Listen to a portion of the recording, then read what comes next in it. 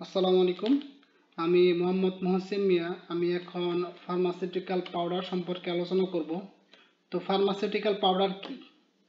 তো pharmaceutical powder হচ্ছে mixture of finely divided drugs or chemicals.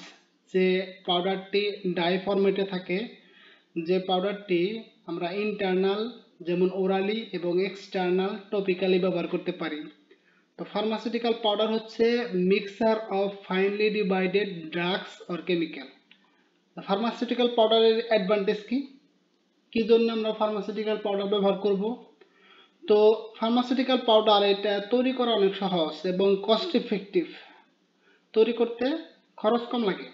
তো ফার্মাসিউটিক্যাল পাউডার এটা ফ্লেক্সিবল ডোজিং আছে, যেমন আমরা ইচ্ছা করলে এই ফার্মাসিউটিক্যাল পাউডারের ডোজিংটা বাড়াতে পারি এবং কমাতে পারি খাবার ক্ষেত্রে। তো ফার্মাসিউটিক্যাল পাউডার এটা র্যাপিড অ্যাবজর্পশন হয় ট্যাবলেট এবং ক্যাপসুলের থেকে, যেহেতু এটা ডিসইন্টিগ্রেশন হওয়ার দরকার পড়ে না। তো ফার্মাসিউটিক্যাল পাউডারের শেলফ লাইফ অনেক বেশি থাকে লিকুইডের থেকে। তো ফার্মাসিউটিক্যাল পাউডার যে লার্জ ডোজেস ফর্ম আছে, তো সেক্ষেত্রে ফার্মাসিউটিক্যাল পাউডারটা সুইটেবল। তো আরও কিছু অ্যাডভান্টেজ আছে, যেমন আমরা ফার্মাসিউটিক্যাল পাউডার ওরালি নিতে পারি, টপিক্যালি নিতে পারি এবং ইনহেলেশনের মাধ্যমেও ফার্মাসিউটিক্যাল পাউডার আমরা নিতে পারি। তো ফার্মাসিউটিক্যাল পাউডার আমরা যখন ফুড এবং ড্রিঙ্কস যখন খাই, তো সেক্ষেত্রে তা ফুড এবং ড্রিঙ্কসের মধ্যে আমরা মিক্স করেও আমরা ফার্মাসিউটিক্যাল পাউডারটা খেতে পারি। তো কিছু কিছু ডিসঅ্যাডভান্টেজ আছে। কি কি ডিসঅ্যাডভান্টেজ?